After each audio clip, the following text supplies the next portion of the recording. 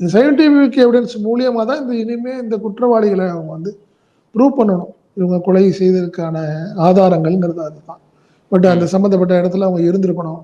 அவங்க ம். செல்ஃபோன் வந்து அங்க டவர் இங்க காட்டணும். ம். 2வது ஏன்னா என்னது இந்த அந்த டோல்ல வந்து அவங்க போன வாகனமோ, இல்ல அவங்க போன டூ வீலர்ல வந்து கிராஸ் பண்ணி உள்ள வந்திருக்கணும். ஸோ இந்த மாரி விஷயங்கள் தான் நெறைய எவிடன்ஸ வந்து கிடைச்சு, அதன் அடிப்படையில தான் ப்ரூவ் பண்ணணும். போலீஸுக்கு மிகப்பெரிய சவால் தான். அதுல ஒண்ணும் மாற்றம் இல்ல. ம். நீங்க சொன்ன மாரி, ம். ம். ம். அப்ப நடந்த விஷயங்களுக்கு வந்து இப்ப வந்து அந்த இடத்திலேயே பில்டிங்கே மாறியிருக்கும். அந்த கீழ அந்த அன்னைக்கு ராமஜெயம் அவர்கள் கிடந்த இடம் வந்தெல்லாம் இப்போ சுத்தமா உருமாறி போயிடுச்சு அந்த இடங்கள்லாம். ம். ம். ம். புரியுதுங்களா? அந்த அதான் வாகனங்கள் போக்குவரத்து அதிகமாயிடுச்சு இப்போ அந்த ஏரியால. என்ன, அப்போ வந்து ரொம்ப ஆளே நடமாட்டம் இல்லாத இடமா இருந்த இடம் இப்ப மாறிடுச்சு. ஸோ அதனால இப்ப மிகப்பெரிய சவால் தான்.